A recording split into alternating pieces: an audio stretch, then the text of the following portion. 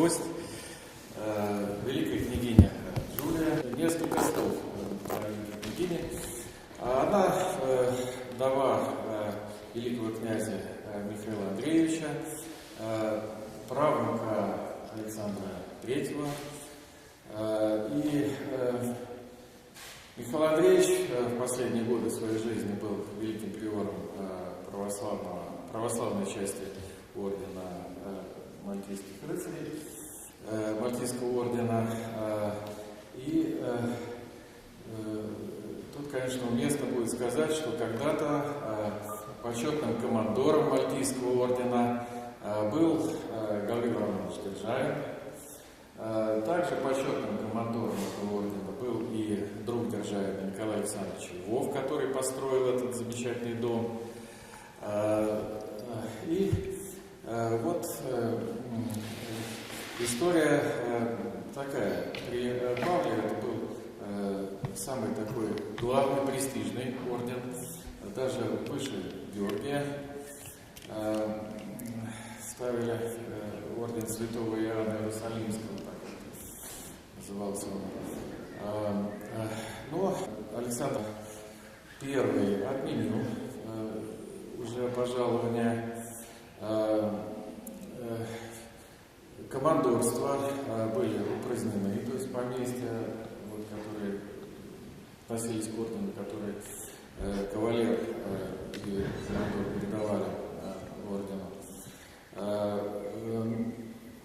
Но вот многие потомки продолжали считать себя вот потомственными кавалерами, то есть он фактически продолжал существовать и дальше, но в таком уже формате, скажем так, полуофициальном. Вот. Ну и это продолжалось и до начала 20 века. И вот в 1920-е годы несколько таких вот потомков из иммигрантов в Европе решили возродить этот орден. И вот история как раз такая. Ну, подробнее, я думаю, расскажет нам. Ну и вот, я думаю, расскажет о себе. Очень интересная биография. Джулия многие годы возглавляла музей скульптуры в Сиднее, в Австралии, устраивала выставки австралийского искусства в Европе. В последние годы занимается благотворительностью, волонтерством. Ну и я думаю, что много интересного мы с вами сегодня услышим. А вот в этой беседе нам будет помогать хорошо известная Галина Стыдовна. Пожалуйста. Спасибо большое, Сергей Дмитриевич. Now I'll make a short translation for English-speaking guests of our company.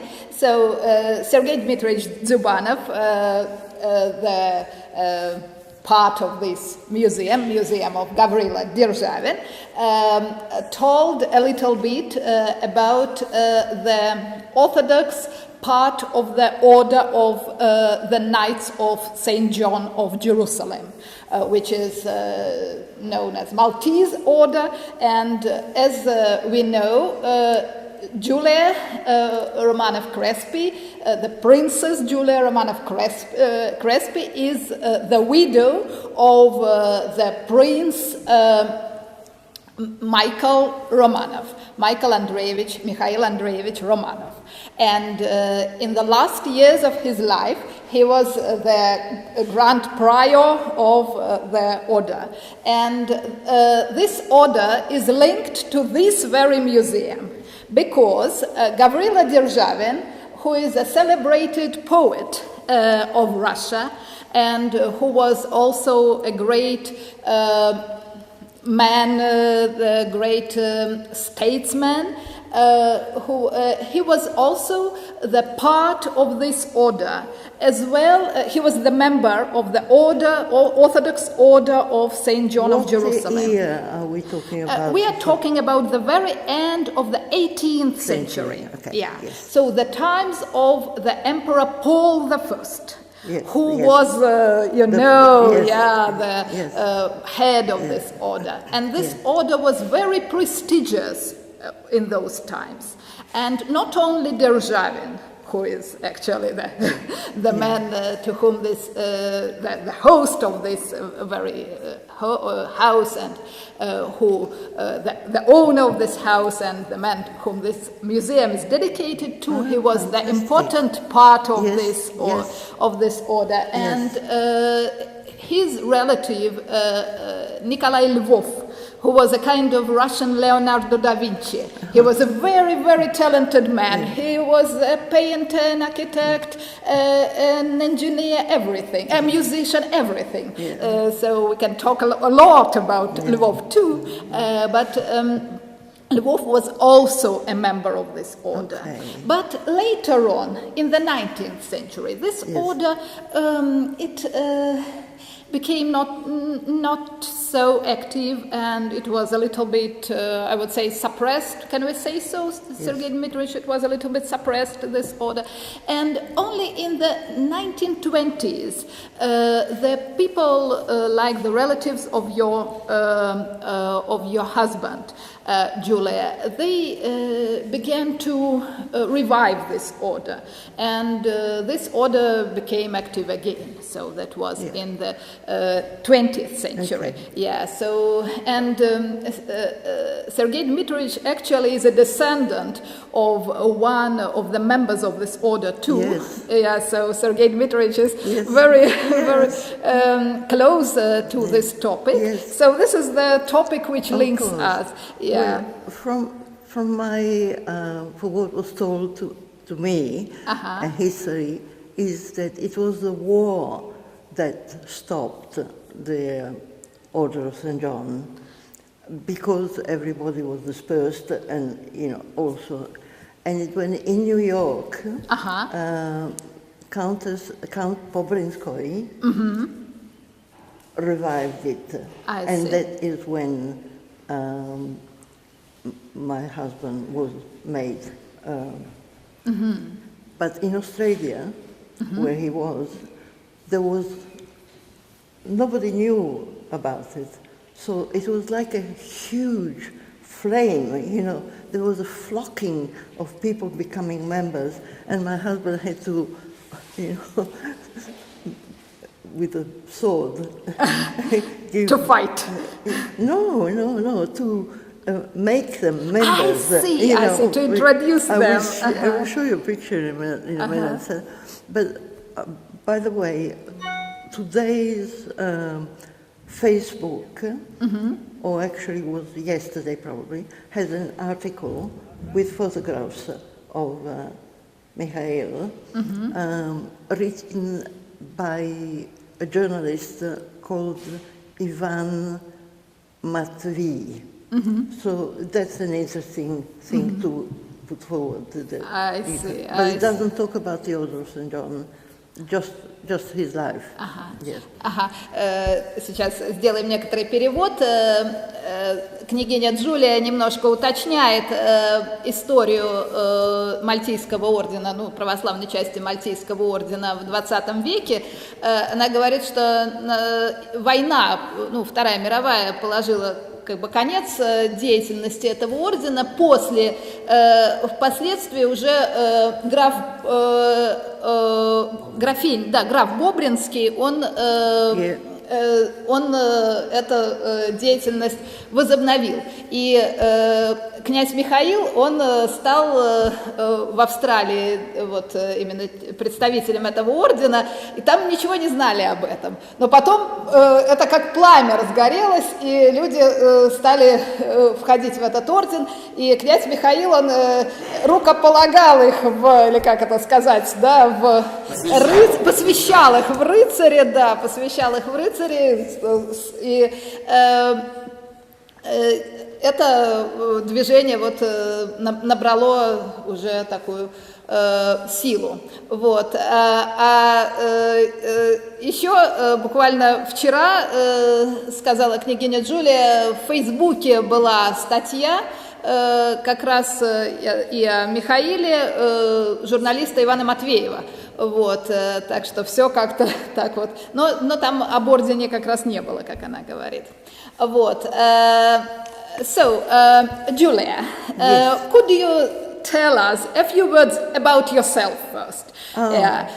So, because you have a very interesting biography, Sergei Dmitrievich said a little bit about your activity, former activity as an art dealer, as the head of the Museum of Sculpture, and so on and so on. So, could you say a few words about yourself first, and I'll translate, and then, of course, about your husband. My Andrea.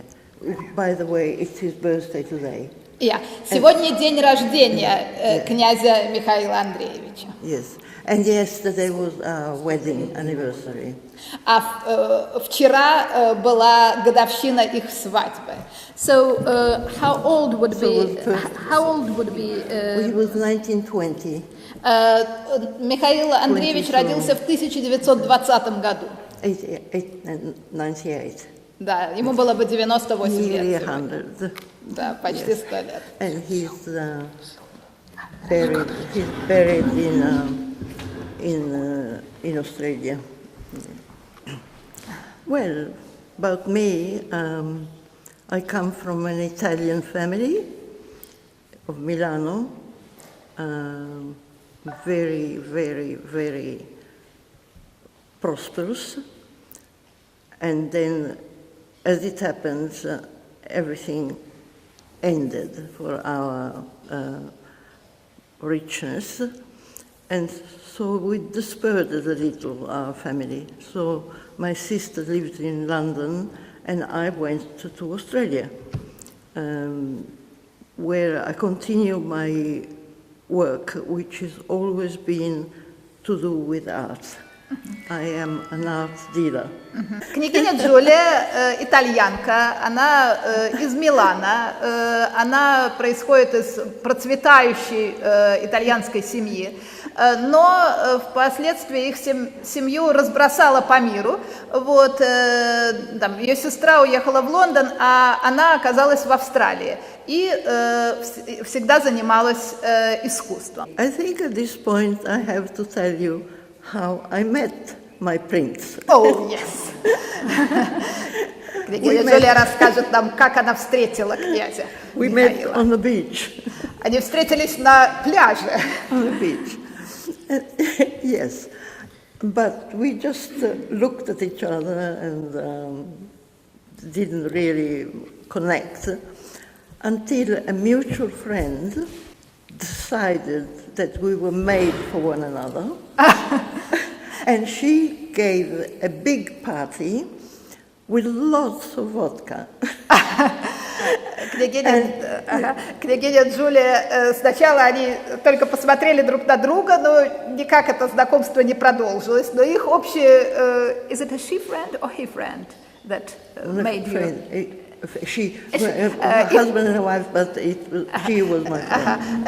Их общая подруга решила, что они созданы друг для друга, и организовала большую вечеринку в их честь с огромным количеством водки. So everybody was drinking, and all of a sudden everybody was going out for dinner. Michael and I were left, just the two of us, with lots of vodka in us. And he said, what are we going to do? And I said, oh, let's go to the pub and cross the road. Их оставили вдвоем с огромным количеством водки, и княгиня, будущая тогда еще спросила, что же нам делать, и князь спросил, и они решили, давайте пойдем в паб, в бар. So the next day we meet at the beach again, but it's as if we've never known each other. Oh. Until he read in the paper a story about somebody, a young Australian man who declared himself illegitimate son of Michael. So and apparently the mother was Italian. So he came to me to ask, what is this story? And I explained to him, because her name was Botticelli, I explained Botticelli is just a painter, and there isn't a family of Botticelli. So the whole story fizzled out, because this young man was not normal. You know, he was needing to be in big names all the time. He kept changing his name. So everybody understood that. But at the same time, Michaela and I were talking finally. Они снова встретились на пляже, и как-то снова у них не пошло общение, но потом возник странный человек, который итальянец, который объявил себя незаконным сыном князя Михаила. Вот. Но его фамилия... Was his surname Botticelli of this strange man? Mother would have been Botticelli. He said he was Botticelli. Этот молодой человек назвался Боттичелли по фамилии, вот, но выяснилось, что он, конечно, никакого отношения к князю Михаилу не имеет, а ему просто нравилось носить, все время менять какие-то известные имена, вот, он был не совсем нормальный, но, тем не менее, все-таки вот завязалось на этой почве общение у княгини, будущей княгини с князем Михаилом. Yes, and so from then on we were became very close. И с тех пор они стали очень близки. Yes, but we were very different, because I was the person that was organizing things and was very sort of, I used my fantasy, my imagination a lot. Michael was very straight, you know, he was, but he knew exactly where he stood all of the time. Even though he lived in a very unusual world for him, you know, like in Australia, you know, he would sort of pick up the rubbish bin and put it out. I mean, he didn't live a prince's life. If you're interested, as a follow-up, I will send you the paper cuttings of the things we are talking about now. Yes. Oh, I see. Like this young man. That I will send them to you, and you can pass them on for your. That is very interesting. Pardon, so what kind of personality was Prince Michael? So you said that he was so different from you. That he was extremely faithful to his family. I see. Extremely faithful. So he would do, like, when he became head of the Order of St. John, it was very hard for him, because it was hard work. He had to be sort of, you know, very sociable, which was in his nature to be. But he did it because he had to, you know, because so was he a kind of introvert person, not extrovert? He would tell you the same story in different ways 10 times. I see. So I was very confused, because I was hearing something that he told me had happened, and the next time it was a completely different story. So I think it was his memory was playing with the past. I see. Yeah, because I remember we met his sister, was in 1994, first time that he went to Europe again. So he met his sister, hadn't seen her for a long time. And they were telling each other, talking about the past. they never agreed.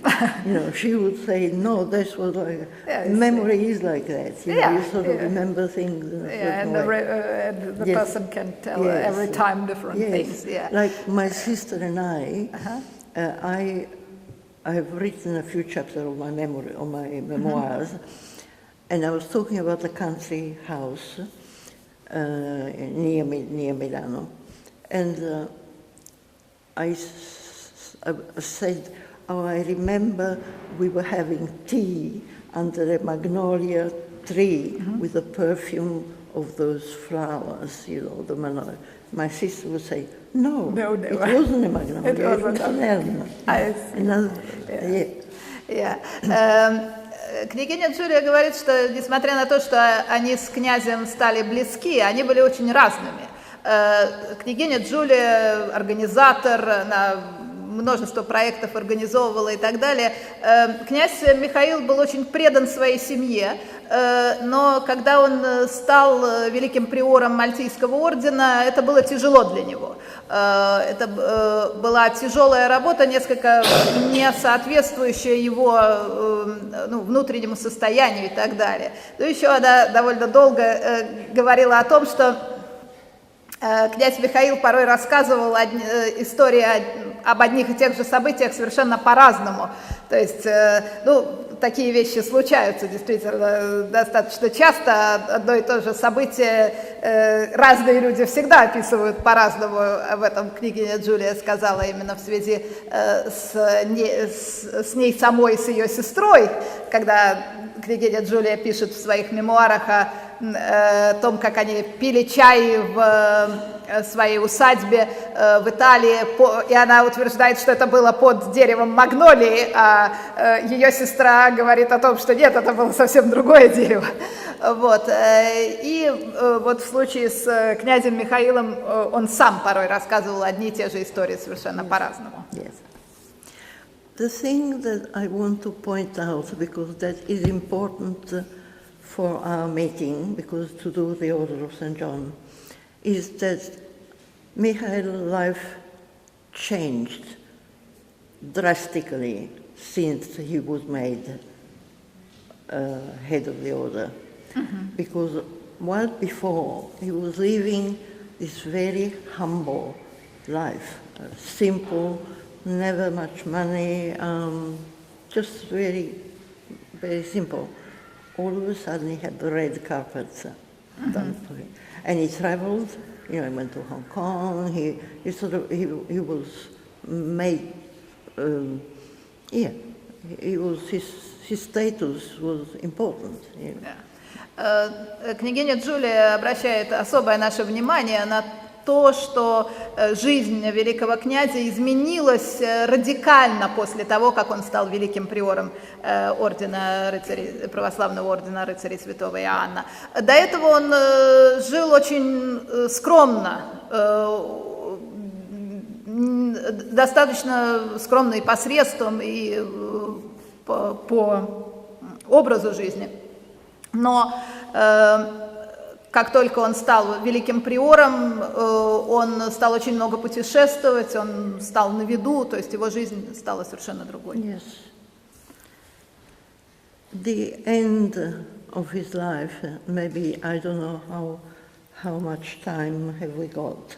Well, I think yes, we have. Time. Yes, of course. Yes. The end of his life was his funeral was incredible. It was all day long. First and I will send a photograph of that too, of the Russian Orthodox rite. Then, because it was also part of other religions who accepted to be part of a member, so there was that. And then to the cemetery, where there was a crowd. It was incredibly big. It was hard for him to be that kind of person, because it wasn't in his nature to be ahead, of something, but he knew he had to do it, so he did it. And it was a fatigue. It was a very hard time. At the same time, it meant meeting interesting people and feeling that he had a place in the world that was very clearly, stated. So that was he was reminded of that all the time. Yes. Княгиня Джулия говорит, что похороны великого князя, они были просто невероятными.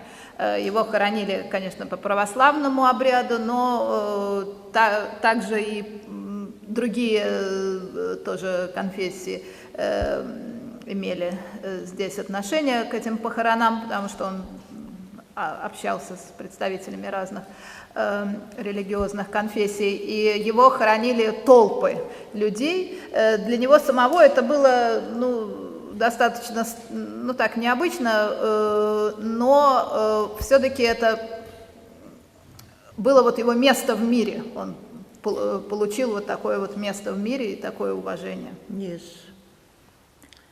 And at the same time he didn't change. Но в то же время он не изменился. Yeah. Julia, could you say a few words?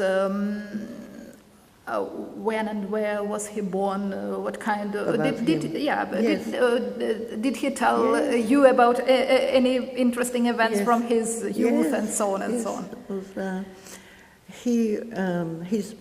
His father married his mother, who was Italian, half Italian, a princess. The other half was Russian. I see. Yes. I see. And she had been married already in St. Petersburg. I see. And had 2 children from.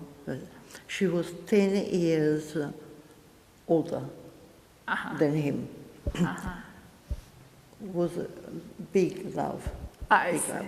And they were trying to obtain the divorce, and she wasn't really accepted by the family for a long time, until after the revolution, they went to live in Paris. She was pregnant of the first Ksenia, first daughter from Andrei, and then came Michael, who was born in France. But then the King George of England offered them a beautiful place in the Windsor estate, so that the grandmother, the whole family went to live there. So Michael grew up speaking Russian and not really thinking that the revolution would last. I see. I see. So they didn't even teach English. I see. To school, yes. Великая княгиня Джулия рассказывает о родителях князя Михаила, великом князе Андрея и его супруге, которая была наполовину итальянка, наполовину русская, но там были проблемы. So was his mother married before? Yes, she was married to another an person. Italian Russian. Yes. Она была замужем до этого, и было трудно ей получить развод. И в связи с этим семья, наша царская семья, не принимала поначалу этот брак. Но после революции они переехали во Францию. Там родилась сначала княгиня Ксения, а затем там же родился и князь Михаил. Вот, и у родителей великого князя Михаила была огромная любовь, это была большая любовь, вот, и потом они переехали, король Георг пригласил их в Англию, они переехали в Виндзор, и он, маленький князь Михаил, он говорил только по-русски, они не верили, что революция будет продолжаться, они даже не учили английскому детей, то есть они по-русски говорили. Yes. And so life went on, and it was time to study, and Michael chose to go into the Navy. And so it went on until the war came. So it went to Scotland first, and then there was the Japan War. So they sent a group to Australia because of Japan. And so that's how he got to Australia. I see. And then the war ended. So at that point, they were sending back people one at a time. And there was a mistake in his being sent back, so that he had time to have a look around in Australia and feel that that was a country that was okay for him, because really in England there was nothing waiting for him. There was nothing he could do. So he was happily settled in Australia. In Australia. Yes. Yeah. Yes. So which year did he come to Australia? He was 25. So he's immediately after the 1920. war. So Immediately 45. after the See, war. that's the end of the war. Yeah. Yes. Yeah. I see. Yes. I see. Князь Михаил получил образование как военный моряк и отправился в море и стал военным моряком как раз перед войной. Во время войны он участвовал в войне с Японией. И вот таким образом как раз он оказался в Австралии. Вот, именно через вот эту вот японскую операцию. И там была какая-то ошибка с документами, и он, ну, как говорится, застрял в Австралии на некоторое время, и ему там понравилось, то есть он понял, что это место для него, потому что в Англии его толком ничего не ждало. And so why wasn't he accustomed to England? So what didn't he like in England? Why was... You mean the language? No. I mean, you said that he found his home in Australia, not in England, that nothing waited for him in England. Well, Why? I think psychologically, I mean, you can't really explain that precisely, but psychologically you can understand that in England he was the prince who should live a certain way of life, which wasn't his cup of tea. And in Australia, he could be himself. It was a simple life. Simple people. Australia is very open to the joke. He was nobody really knew he was a prince until much later. I see. Очень интересно, княгиня Джулия объясняет, почему все-таки Англия не была домом, не была каким-то вот родным местом для князя Михаила. В Англии он должен был быть князем, то есть все относились к нему как к князю. Вот. Ему это не нравилось. В Австралии он мог быть собой. Вот. В Австралии люди проще и более открыты, и он там мог вести простую жизнь. Вот. И это ему как раз пришлось по душе. Yes, also his mother died during the war. She had cancer, but it wasn't the cancer that killed her. It was a bombing that had a splinter that, in a way, stopped a life that could have been very, very difficult. And after his mother died, his father, 2 years later, remarried. And that's where Olga comes into it. Olga is the little sister, and she's now the president of the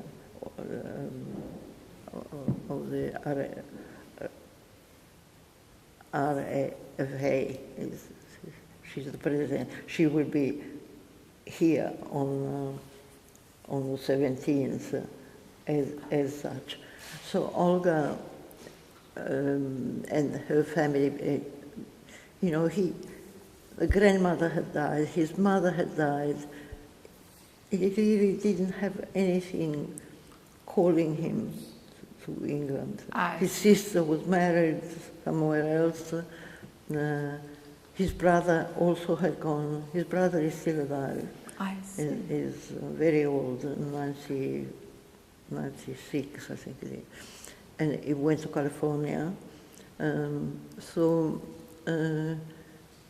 Michael felt kind of he has nothing to do in England anymore. He didn't have a career. He hadn't studied. He was in the Navy. That was a career, yeah. Были такие личные, семейные причины вот этого отдаления князя Михаила от Англии.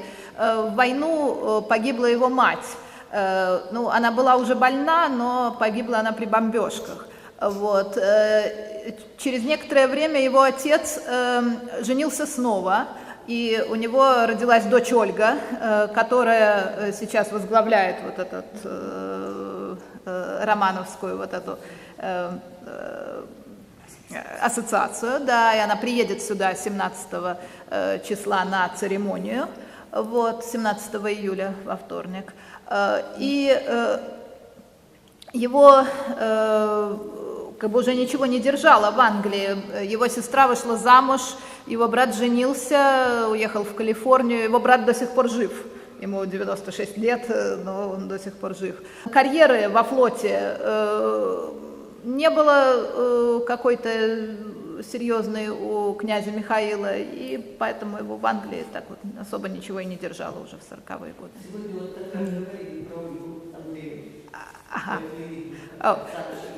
There was a message about Olga Andreevna, about his sister on TV today. So there have been,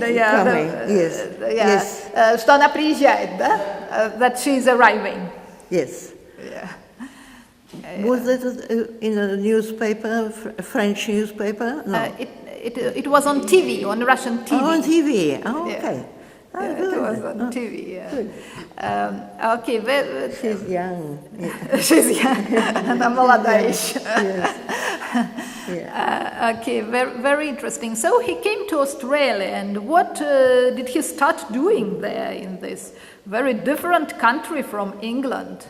I mean, Michael. Yes. What did he do there? What did he do? He did a bit of this and a bit of that. I see, yes. I see. He married once. The marriage didn't last. Then he married twice, and that marriage lasted a long time until she died of cancer. And he always, he was doing things like a curtain hanging, all sorts of jobs that were, as I said, he wouldn't have done it in England. It wouldn't have been the right thing for him to do. Well, in Australia, it was perfectly fine. Yeah. For example, what did he do? Curtain hanging. Curtain hanging. Curtain, making. Curtain making. Making curtains. Making curtains. Yes. Yeah. I think he didn't really have a particular interest in work. He was always helping other people, to do whatever they need to do. I had many, many, many friends.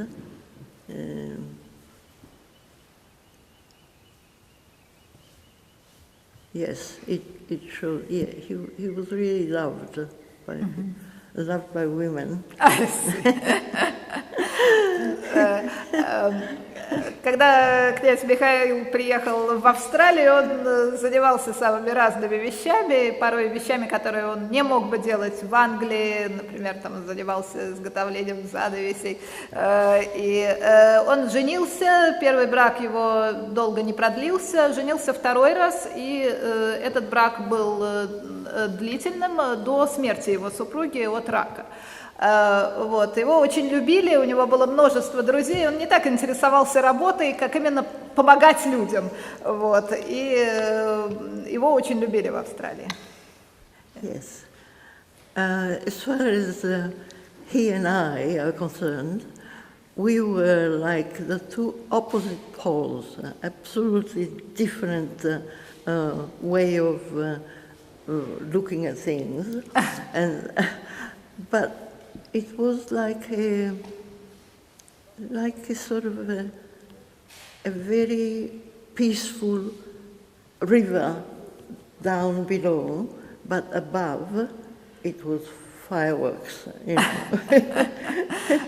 Княгиня говорит, что они с князем Михаилом были как два противоположных полюса. У них были разные мнения, противоположные по разным вещам.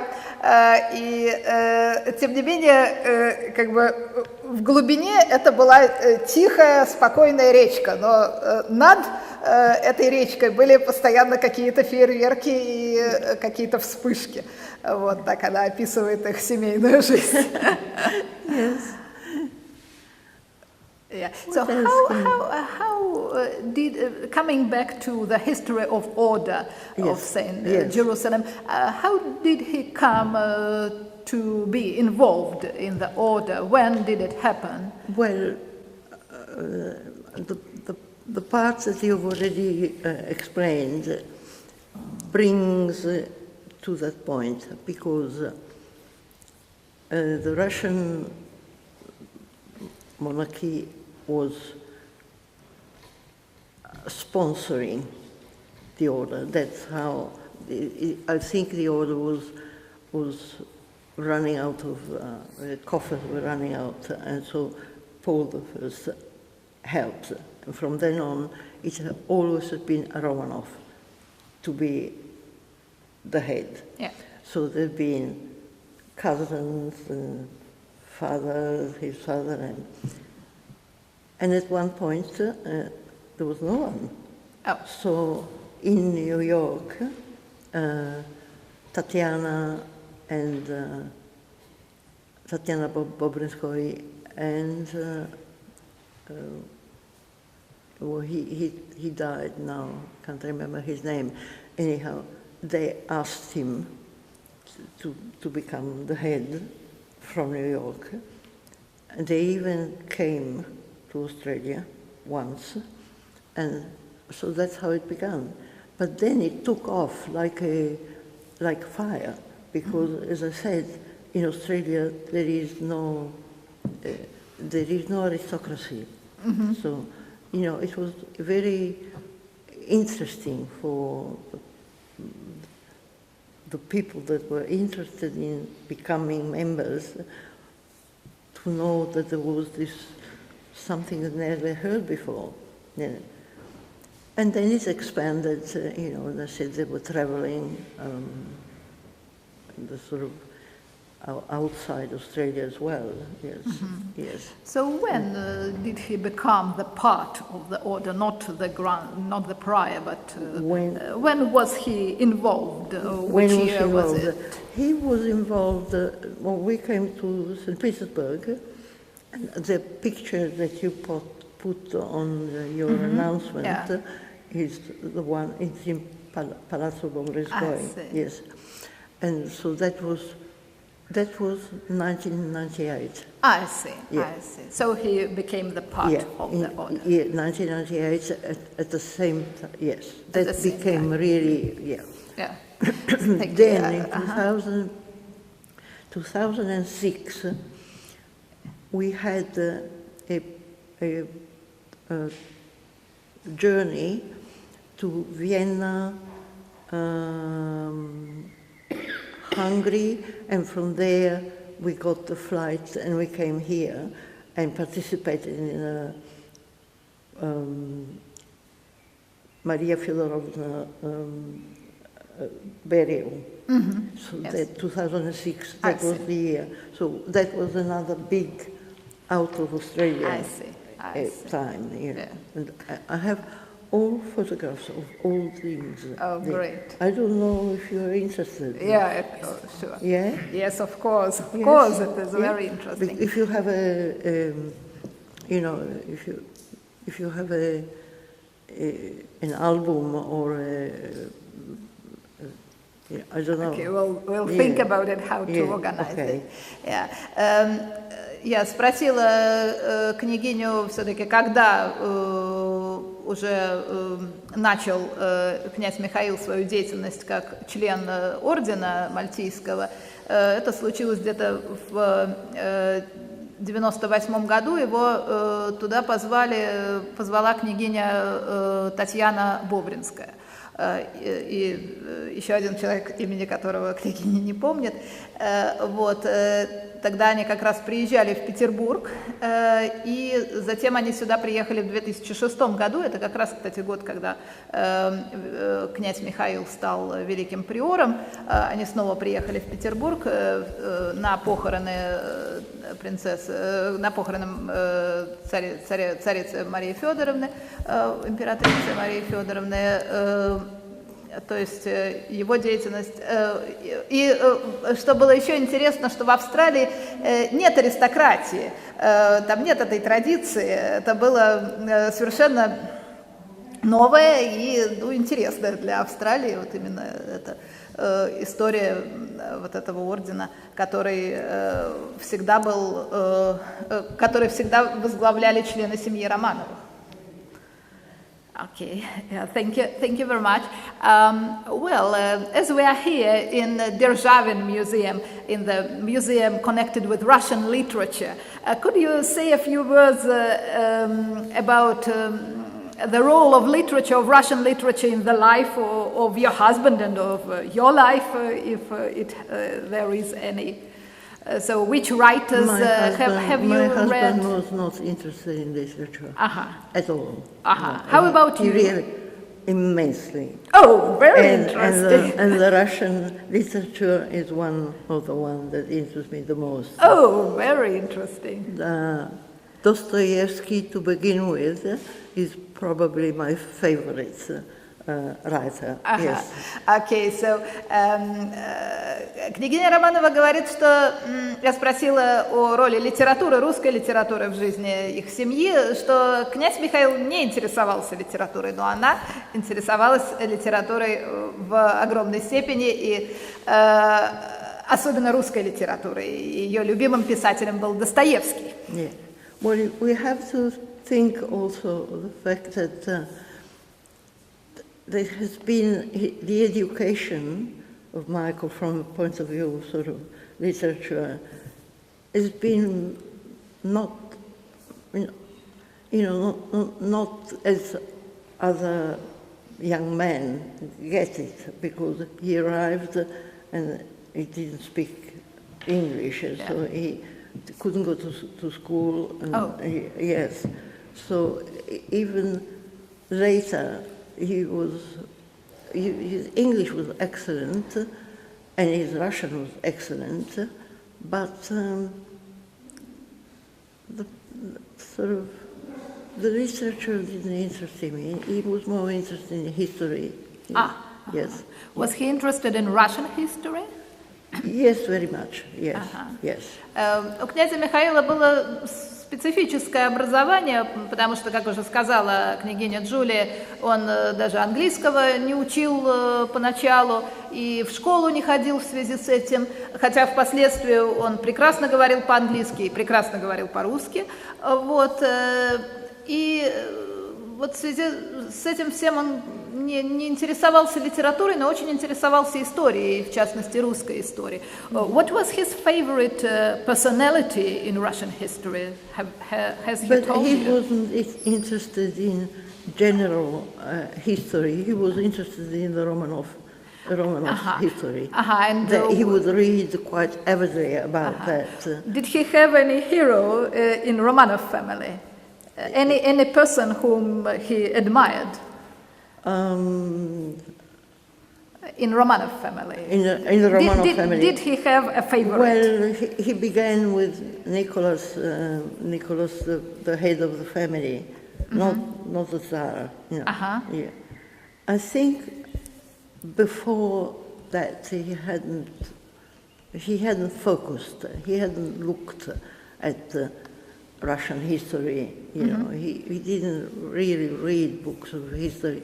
It was more correspondence, because of course Nicholas was corresponding with him because he became the vice president. So there was always so all that happened in about 1990. We married in 1993, so 1992. That he started this kind of research in the modern history of Romanov family after the revolution. Okay, very interesting.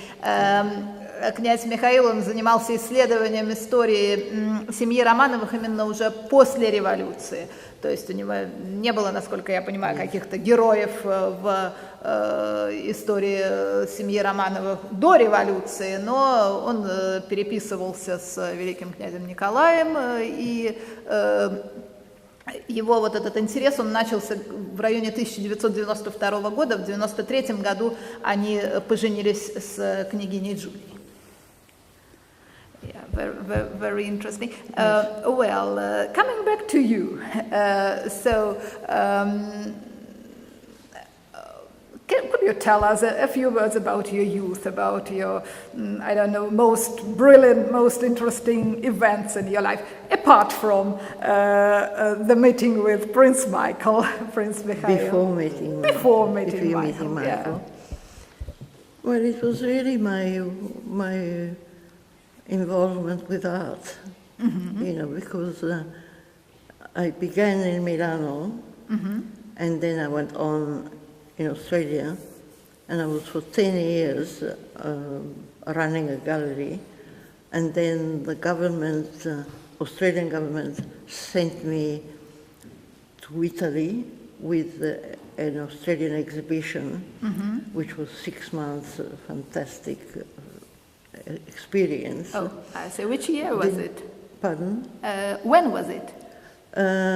In the 70s. In the 70s. The 70s. Okay. I think it was 77.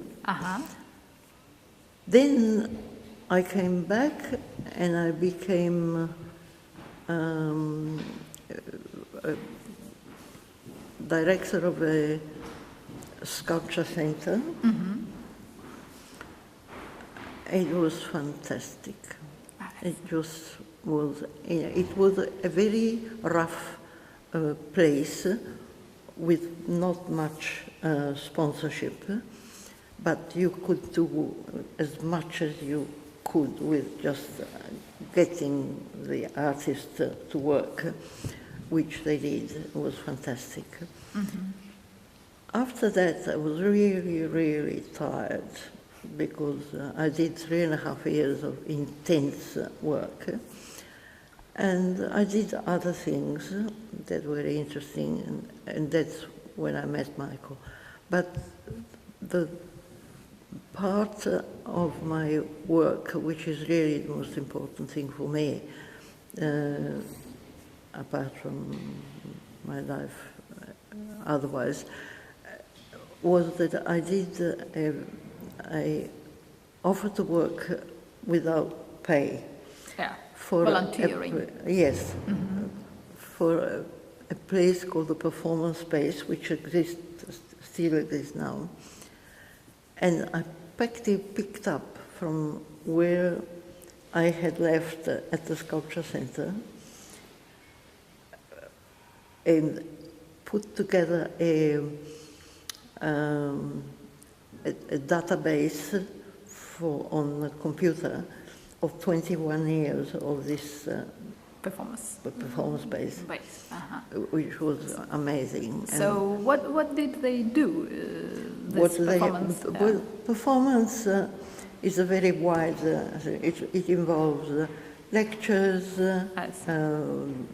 comedy, dance, all sorts of things that are performing. I see. So, and they were very creative people, very, very good. They were sponsored by the government. Yeah, okay. And they gave me a room. Ah. Yeah, I'll give you that because that will make sense.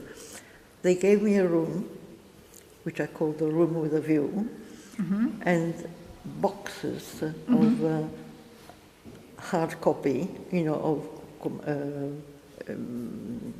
all the sort of things that have been used in the performances, and one by one I just constructed the database. Yeah, from amazing.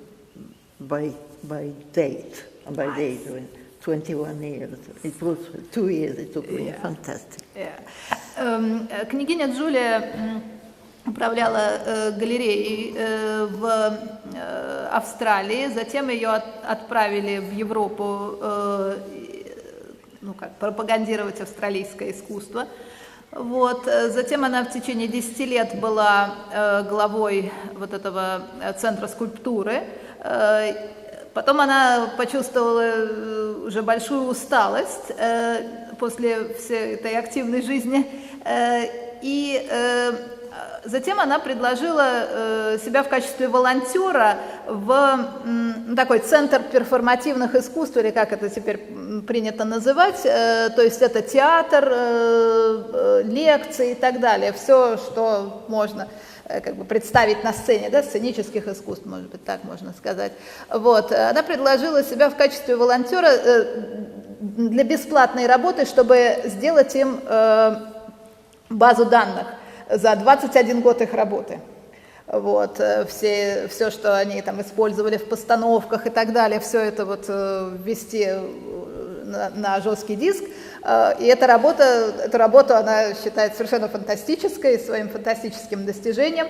2 года она работала над этим. Бесплатно это работа для этого центра этих сценических искусств в Австралии. That's brought to mind that when I was doing this, Michael would come with a plant because the place was very rough. So it's a little plant with a flower. He adored the gardening. I see. So we had a house on the first floor, and then you sort of go down, and it was a big garden. It was everybody's garden, but he was taking care of it. I see. So it was a common garden for other people? There were six apartments. 6 apartments. And the common garden, but he was the only one who took care of it. How about you? Do you like gardening? No. I'm no green finger. I see. Князь Михаил очень любил заниматься садом, причем у них был общий сад на 6 квартир, но единственный человек, который занимался этим общим садом, это был как раз князь Михаил. Княгиня Джулия не любит садоводство, не занимается садоводством. Very interesting.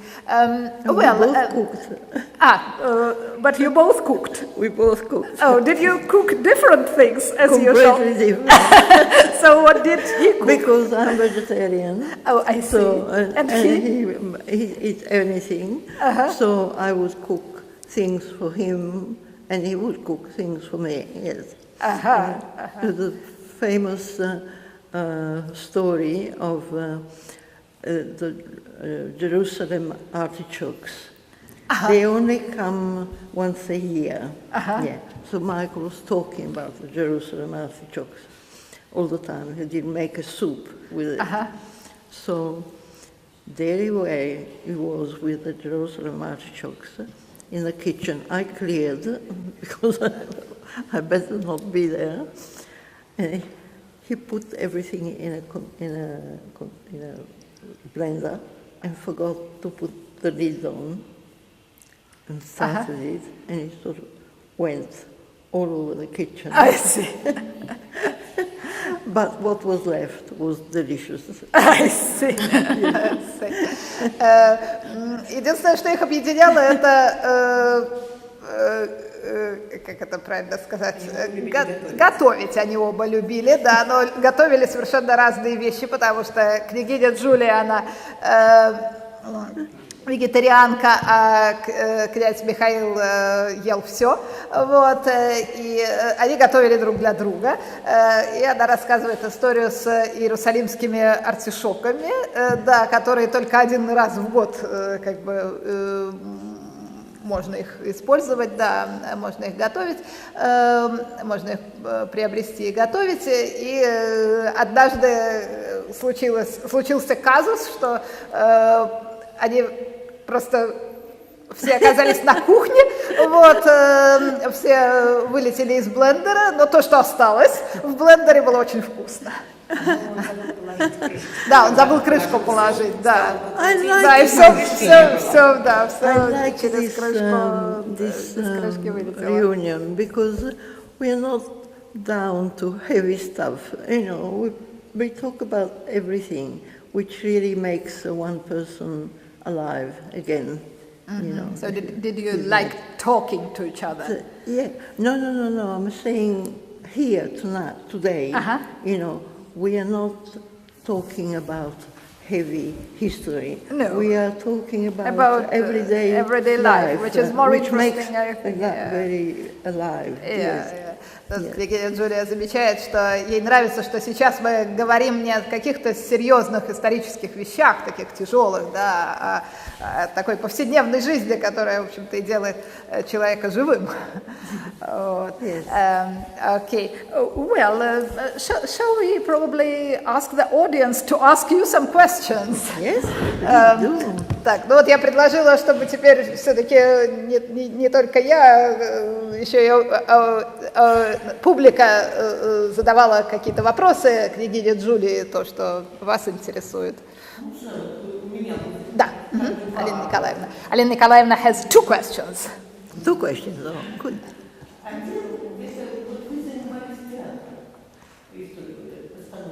Какие предпочтения в Австралии классическим, современным постановкам?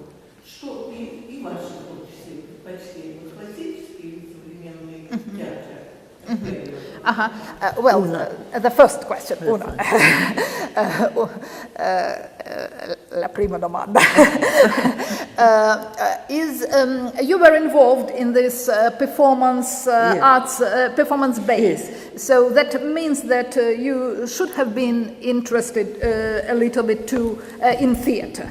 In theatre. Were you interested? Yeah. Always, so always very good. So the question is about the way of performing the plays in Australia. So is this the classical way or the modern way? And which performances, what kind of staging do you prefer? The classical one or the modern one? Okay, that's very easy for me to answer. I like everything. Княгине Джулии все нравится. But the way Australia is like anywhere else in the world. Art has moved and changed to point where you can't even follow it, you know, like visual arts, they just have the white canvas and nothing else. You know, it's been a movement. You sort of come to a point where you've done everything before and you can't do it anymore. But then slowly it starts again, you know, it starts coming, the old things come back. So in Australia at that point, there was very modern, but very, very pleasurable, you know, because it involved music, it involved dancing, it involved the word, it involved strange kind of imagination, you know, like inventing art again, trying to invent art again. And I just loved all that. And I did, after I said it was 21 years of this place, when they finished the 21st year, they had a huge party. They were very good with partying, and which became a performance in itself. And so people came to my room, my role, because I was Italian.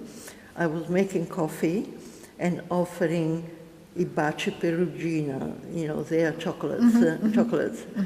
So people were coming and then going elsewhere. But when they were coming in, I recognized the people from the pictures because I had put them all in order, even though I hadn't met them. So they were coming in and I was saying, that's you. I know you. You've done this and this and that. Yeah. Княгиня Джулия говорит, что легко ответить на этот вопрос, потому что искусство, оно уже пришло к той точке, что мы не понимаем, куда оно движется. Вот. И, конечно, невозможно делать вещи, которые делали раньше. Вот. Но ей самой этот процесс нравится, и те постановки, которые были вот в этом центре, они включали и музыку, и танцы, и самые разные вещи. Вот. И 21 год этот центр, базу данных, которую она делала, просуществовал, и в конце своего существования они сделали вечеринку, организовали вечеринку, и она готовила кофе и дарила такие шоколадки бачи ди перуджино, поцелуйчики перуджанские, вот, из Перуджи. И входили люди, которых она узнавала с фотографий, потому что она работала с фотографиями тоже, когда создавала эту базу данных. И она узнавала их по фотографиям, говорила: «О, это же, я вас знаю». Yes, ваш... Да, number two. Yeah. У меня уже серьезнее. Ага.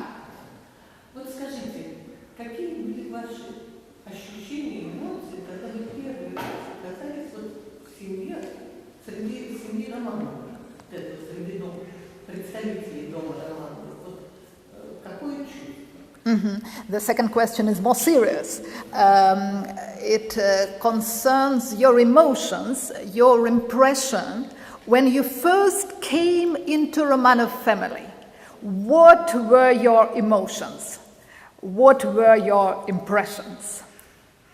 What were your feelings? Do you remember? Okay.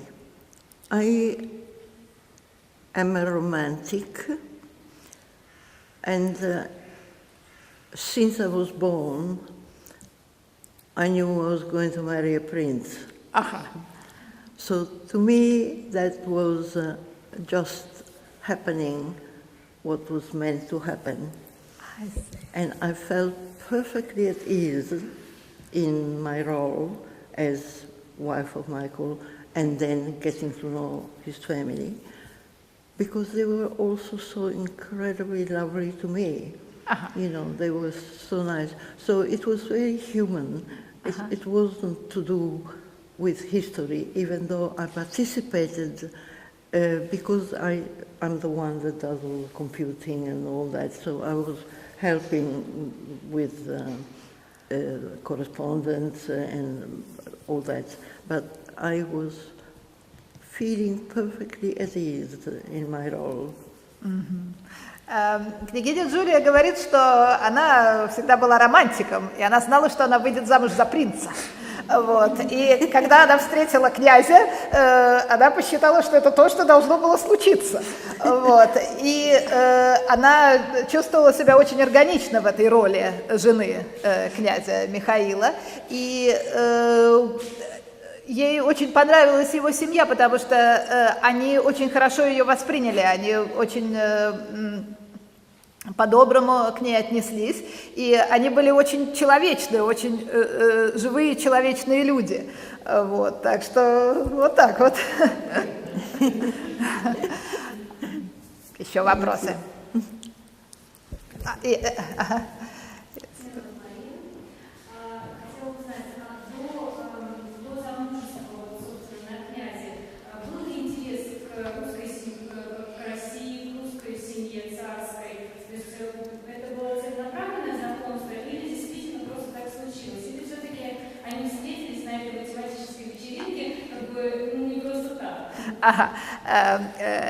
The name of the lady is Maria, and she's asking about your interests before marrying Prince Michael. Were you interested in Russian history and in the history of Romanov family? So when you met, was it occasionally, or did you have the common topic of interest? No, I wasn't interested in the Romanov family at all, history at all. Не интересовалась ни историей, ни семьей Романовых. I didn't even know it existed, probably. Вообще не знала, что они существуют. Anastasia, you know, the usual things. No, I didn't. I believe that things come to you when it's the right time for them to come. Нет, она не интересовалась и вообще не знала, что существует, ну, кроме истории там принцессы Анастасии. Do you mean the films about Anastasia? Yes, the story, звук. Фильмы о принцессе Анастасии известные она, конечно, смотрела, но никак не интересовалась. И она считает, что, ну, вот вещи, они приходят в правильное время. Yes. Да, Сергей Дмитриевич, your question? Все-таки хотел несколько слов сказать по поводу Мальтийского ордена. Так, это все-таки такая сегодня, мне кажется, важная тема. Хочу сказать, что кто интересуется темой Мальтийский орден в России, то был такой сборник по материалам конференции, которая проходила в Гатчине. Приблизительно лет 10-12 назад, точно год не помню, вот в истории Мальтийского ордена в России. И там много интересных материалов, и даже, насколько я помню, были доклады, которые касались вот, темы истории ордена после Павла. Ну и вот этот сборник рекомендую почитать. А еще вот тема, так сказать, вот давания ордена этого кавалеров, командоров потомственных после Павла. Немножко я касаюсь статьи о князе Петре Ивановиче Тюфякине, который как раз вот имел такое потомственное командорство. Это сборник «Державинского время», выпуск 6. Okay, so Sergei Dmitrievich is talking. I'll explain now, and then his question. So he's talking about the works on the history of the Order of St. John in Russia. That about 10 years ago there was a conference in Gatchina. Gatchina, you know, I hope, yeah. And they had a volume on this order, which Sergei Dmitrievich recommends to read. And he also wrote a bit about it in his article on the post-Paul I history of the order, in one of his articles in the volume called Державин and His Time, number 6. Yeah, what is it called? The title? The title is about the Prince Tufakhin. The article concerns Prince Tufakhin, who was the director of the Emperor's theaters. And he was the commander of the Order of St. John. It's the 19th century, 19th век. That's the very beginning of the 19th century. So, and the beginning of the 19th century. Yes. Конечно, Гатчина для той конференции не случайно была, потому что там приорат, замок для Павла I, его романтического. И там были представители, насколько помню, Мальтийского ордена вот современного. And that conference which I mentioned, which was 10 years ago in Gatchina, as far as Sergei Dmitrievich remembers, there were some members of the present-day order at those conferences. Okay. Yeah. And your question? Я хотел спросить вот про семью Джулии. Вот отец художник, брат, сестра, насколько я знаю, тоже. Вот в каком жанре? His question concerns your family. You wrote to me that your father was an artist and all your family are artists. Yes. So what genres did they work in? What genres of painting? What kind of artists were they? What did they do? Okay. Yeah, my father did drawings and oil paintings, landscapes, very, very traditional, very traditional. His brother, younger brother, loved horses, so he was doing drawings of horses, beautiful. I have some left. In the traditional style, in yes, realistic style. Drawing with pencil and fantastic drawings. My sister, she makes children's book illustrations. And actually I was going to add to that because that would reply to the other question, that she loves music, she adores music, and her illustrations are mainly about Russian ballet. Yes. Very interesting. So, and she's in London and she's very successful, you know. And they pop up, you sort of open and they, she's... Three-dimensional. Yes. Ballet, she ballet began figures. with just books, but then slowly she got three-dimensional. Папа княгини Джулии был графиком и рисовал масляную, занимался масляной живописью, очень традиционно. Вот. Ее брат рисовал лошадей, тоже график. Вот, тоже в реалистической манере. А ее сестра иллюстратор детских книг. И то, что вот тоже их связывает с Россией, она делала рисунки на тему русского балета. Вот. И сейчас она также делает такие 3D, да, объемные иллюстрации, то есть когда книжку раскрываешь, да, и появляется такая фигурка какая-то. Вот. И она очень, ее сестра очень успешный тоже художник. And my brother, who died, used to write novels.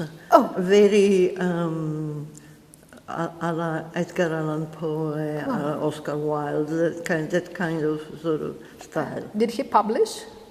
So, Did he publish? No, just for himself. He was working in another, so he didn't industry, publish. But he was always right. He wrote. So he wrote and put it in his table. He did, but then when the computer came, then he started sending one mail every day of one chapter of very beautiful. Where did he send it to? So he sent it to the family. To family. No, he never published. I see. My sister is the only one that published. I see. My father has an exhibition, but I can't say. He was in the industry. I mean, the money in my family came from cotton. I see. Just a huge amount of money until no more. Yeah. So when did it all stop? During the Nothing war? More. During the war? When did your cotton? When there was a crisis, worldwide crisis. The 30s. In the 30s. In the 30s. Yes, exactly. Княгиня Джулия говорит о том, что ее брат также писал новеллы, романы в стиле Эдгара По и Оскара Уайлда, но он их никогда не печатал. И ее брат уже умер, но когда появился компьютер, он стал посылать главы этих романов своей семье. Вот, да? Он занимался другими вещами, никогда не публиковался. Ее отец занимался искусством, но также они занимались хлопком. И их основной доход был от хлопкового бизнеса, но это все закончилось в период Великой депрессии, да, и в период мирового кризиса в 30-е годы. Yes, this was my house in the country. I see. Yeah, It's it's near Milano. It's near Milano. Called Crema, sì. But a friend, this was a long time ago, probably nothing is left. A friend, this was the house. Oh, I see. Yeah, she went, this is Michael. Yeah. Order of St. John. Yeah. This is his mother, but I want to show you a picture. Yeah, very nice. Here, this is the house. This is the house. This is the House near Milano. This is the way it is now. I see. So it hasn't disappeared, but I don't have it anymore. I see. No, mine. Княгиня Джулия показала мне фотографии их родного дома недалеко от Милана. Ну, к сожалению, нет возможности показать. Вот. Кто захочет, я думаю, она покажет. Очень впечатляющее палаццо. Вот. Но теперь они им уже не владеют, и он несколько перестроен. Вот. Вот таким образом, к сожалению. A couple of questions. Sorry, I will have to ask in Russian because we all Russian here. Сначала о вас, самой, Джулия. Вы из артистической семьи, очевидно. Вы сама пробовали писать, рисовать маслом или, в общем, пытались ли вы быть художником сама? Это вот первый вопрос.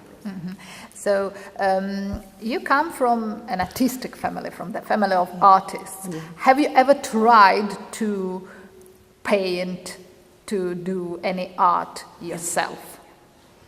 No, I didn't try because I had too much around me that was doing it, but I couldn't stay away.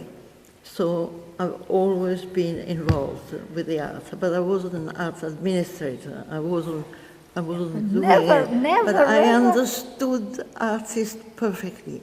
You know, I could communicate with artists still now. But never ever took a paint. I don't think I can even use a pencil. Oh, I see. Or a pen. Княгиня Джулия никогда не рисовала, хотя вот из такой семьи художников, но всегда именно хорошо понимала, хорошо разбиралась в искусстве. You did many other good things. So, second question, if I may. With you. Я так поняла, что ваш муж, Михаил Андреевич, он вообще-то племянник Николаю II, или нет? Племянник? Внучатый. Ну так. А вообще в их семье, во всяком случае, до Николая II, было принято вести дневники. Что ваш муж Михаил, он вообще вел дневники, писал он что-нибудь, сохранилось ли, если писал? Вот такой вопрос. Very interesting. So your husband was Mikhail. He was the grand-nephew of Nicholas II. His grandmother was the sister of Nicholas. His grandmother, его бабушка была сестрой Николая. Yes. And there was a tradition in Romanov family to write diaries. Yes. To write diaries. Yes. Did your husband write any diaries or any memoirs or anything? He didn't write. He didn't. He only read certain things and he didn't write. Не писал, But только he читал. was an artist because he did never study music, but he could go on the piano and sort of play piano, or use the balalaika, and he could play balalaika. And he was an artist. He had an instinct for art, which wasn't taught. Nobody taught him. Но у него были другие таланты, он был художник по своей натуре, он никогда не учился музыке, но он играл на фортепиано, он играл на балалайке, вот, и у него вот был такой вот инстинкт художника, врожденный. Я так поняла, что вы все свои последние годы живете в Австралии, там же, где жили и с мужем. Ну, я только не услышала, где в Австралии, можно ли я спрошу, где в Австралии вы живете, в городе или в деревне, какой у вас дом, и вообще, как вы относитесь к австралийской природе, в которой хорошо ли там жить людям, доброжелательна ли эта природа для human being? Для человека. Ну, так, вот, что-нибудь попробуйте. Я чуть-чуть уточню, что княгиня Джулия, она переехала в Лондон некоторое время назад в связи там с некоторыми событиями. Она сейчас в Лондоне живет. Но до этого, да, она жила в Австралии долгое время, она тоже очень долго. Так что я тогда переадресую ваш вопрос на Австралию, когда она жила там, в прошедшее время. Но потом я могу спросить. Okay.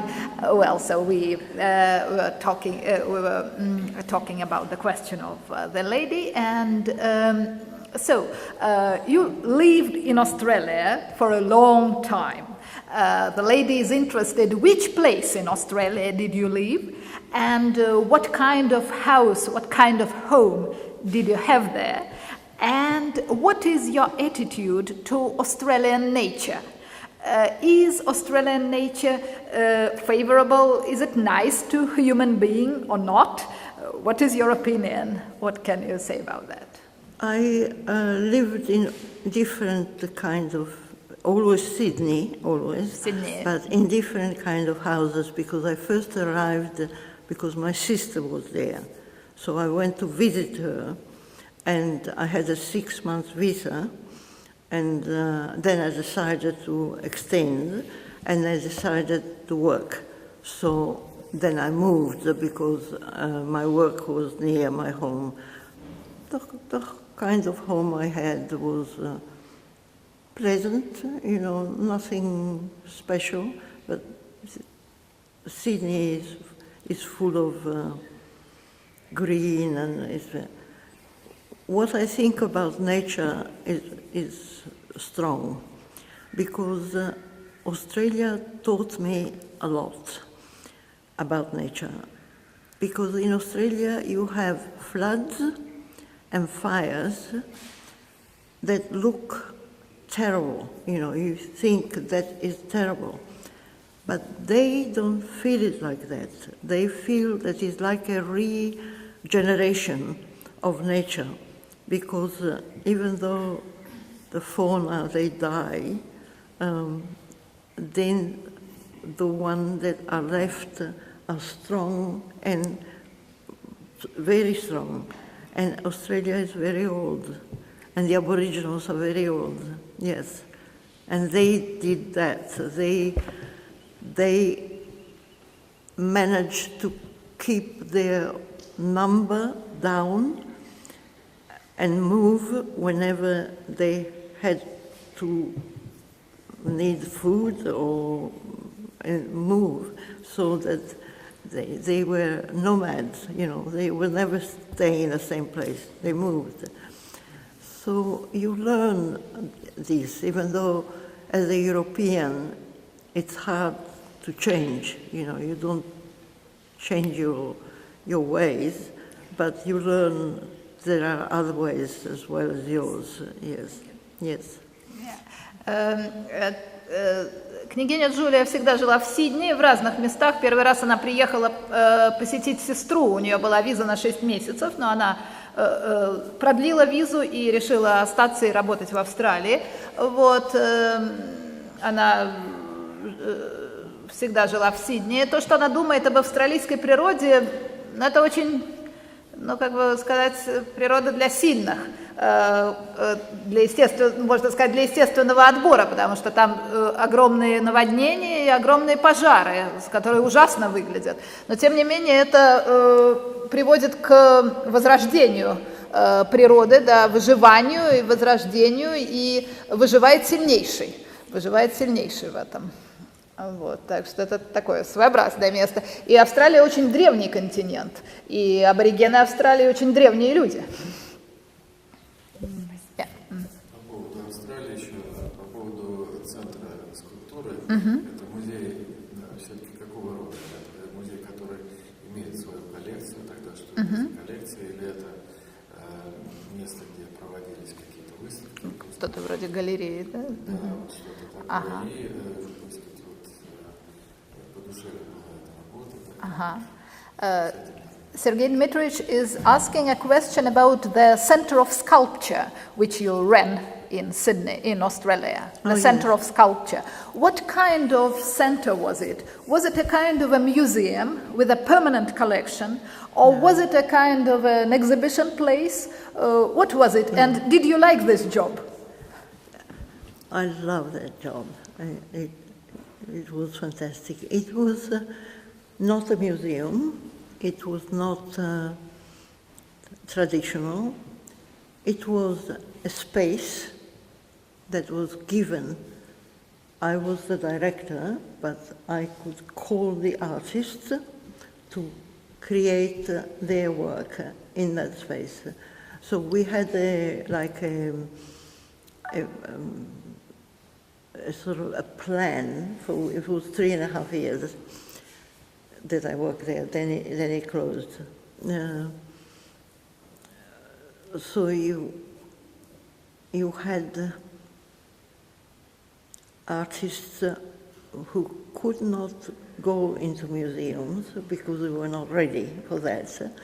They could create the art there and have people to have a look at it, and them to have a look at it as well. And as well as that, there is a Sydney Biennale, so every 2 years. So we had a Sydney Biennale, which was called European Dialogue, and was artists coming from all over Europe and elsewhere as well. And they were given allocated spaces in museums because it was a government Biennale, through Biennale. But this place, Sculpture Center, was for them to do what they couldn't do in the museum. You know, whatever idea they had that hadn't matured yet, they would have it there. And it was a great success. So, am I right to understand that it was a kind of combination of the space for creating sculpture and the space for exhibiting sculpture? So, could they create and exhibit their works in the same place? Well, that was the time when things were changing in art. And the museum, the Biennale and the people coming from Europe were bringing new ideas and new things. They did exhibit, but it was mainly performance, you know, because sculpture is anything that is three-dimensional. Yeah. So anything three-dimensional is sculpture. So at that point, it moved from sculpture like an object to sculpture that moved. Video, all sorts of things that three-dimensional, that moves. So, yes. And so was Sydney Biennale, did it take place in your space, in the space of the center? It was called the site, it was like the Biennale was everywhere in It was museum, everywhere, including your center. My place was particularly one for having exhibiting something that they had thought about. So they came, so we made a program which was absolutely full, because everybody wanted to do it. Yeah. You see, the others thing that they prepared in time, this was instant, was an idea. Yeah. They wanted to get it ready, so it's over a period of a month, they would have filled the plan. Yeah. Значит, вопрос, касался вот этого центра скульптуры. Нет, это не музей. Это скорее именно пространство для молодых скульпторов, для того, чтобы они создавали свои произведения в этом пространстве и могли их показывать людям, показывать зрителям. Вот. И также княгиня Джулия говорит о том, что они сотрудничали с Сиднейской биеннале, куда съезжались художники из Европы, из других мест, с новыми идеями, и они делали буквально мгновенно программу и так далее. И она еще уточняет такую вещь, что скульптура современная, это не просто объект, это все, что имеет все, что пространственное, все, что имеет три измерения, все, что 3D. И вот этот момент, там включается и визуальное искусство и так далее, и перформанс. Поэтому это движение как раз от объекта к представлению. И да, ей очень нравилась эта работа, она любила эту работу. Michael wasn't yet in the picture at that time, because we are in the end of the 70s. Князя Михаила тогда еще, как говорится, в проекте не было, потому что это конец 70-х годов. I don't know what he would have thought. Она не знает, что бы он об этом подумал. He probably would have understood. Yeah, we went. I used to go to a cinema,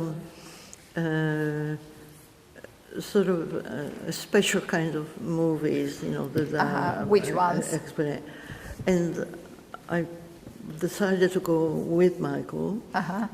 What do you mean by special kind of movies? He did respond to it very much. So he was amazing, He didn't express the thing, but he had very deep feeling. What do you mean by special kinds of movies? Movies that are not at all traditional, So art house movies. Yes. I think they probably have some cinema here that specializes in, One that comes to mind, I was telling Anastasia, is your Russian arc. It's fantastic. That's a movie, that's Russian movie. What is it's called the Russian arc. Russian I think it would be about 10 years, 8 years old. It's done all in the Hermitage. In about 3 days they did it.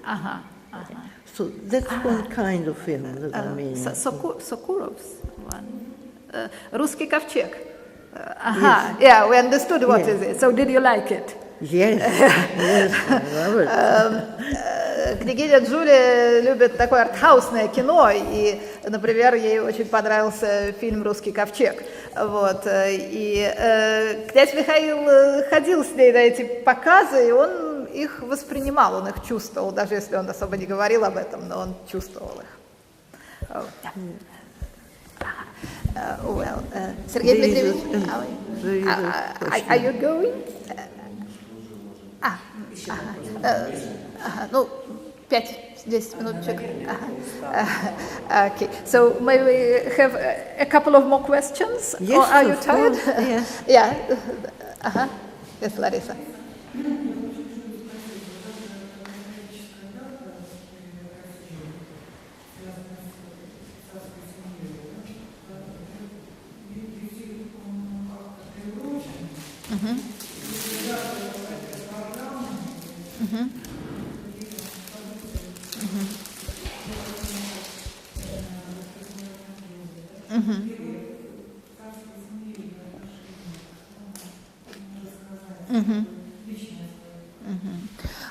This is, the name of the lady is Larissa, and she is asking a very serious question and very sad question about the date, which will be tomorrow, the centenary of the tragic death of Romanov Tsar's family. And so she's asking a question about your visit, the connection of your visit to this date, which is actually about the ceremony on the 17th, if you can say a couple of words about that. And also, what is your attitude to that Romanov family, to the family of the Tsar Nicholas the second, sorry. And also the program. And what is your program of staying here? What do you know yet about the program? Program. The program. Program. Yeah. Program. No. Yeah, sort of.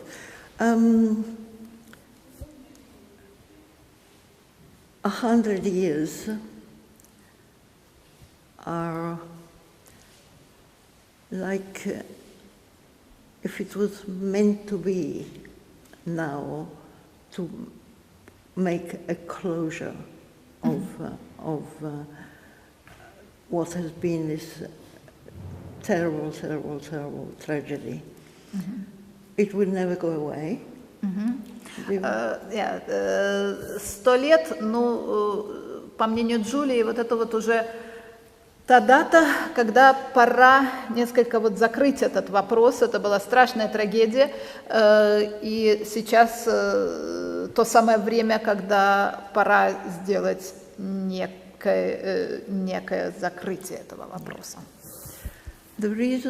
Хотя он всегда останется, For the family to be here, of course, it's because they want to be present at this closure.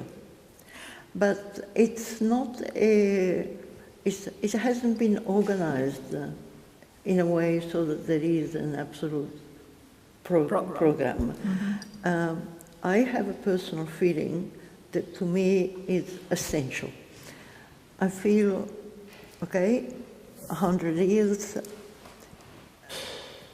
we are not going to forget, but we are reaching a point where my generation should pass on the keys to the young generation.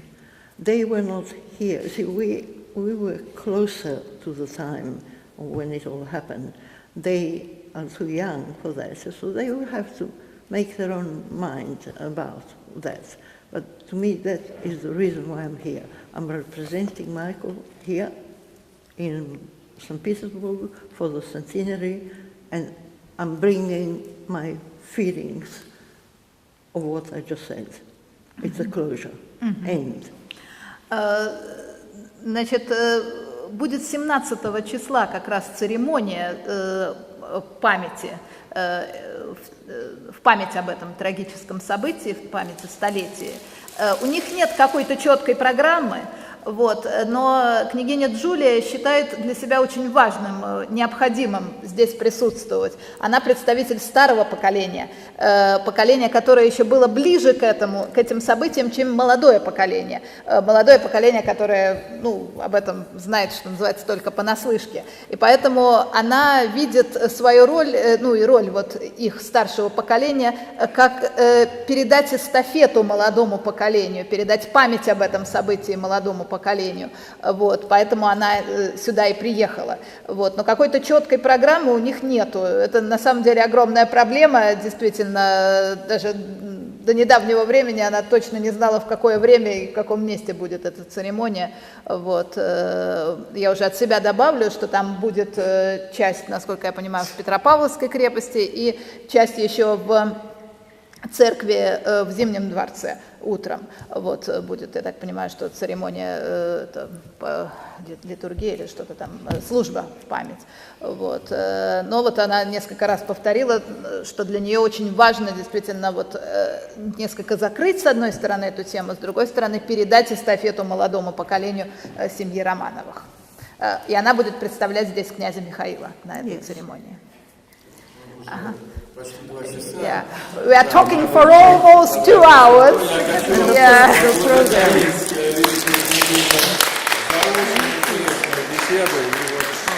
Thank you very much. Yeah, so Sergei Dmitrievich says thank you a lot for a very interesting talk, yeah, for coming, for telling us so many interesting things about all kinds of things. We got together, you and I. It's meant to be. Thank you. But you want to know the program? Yeah, and so the Prince Mikhail was very lucky to meet you.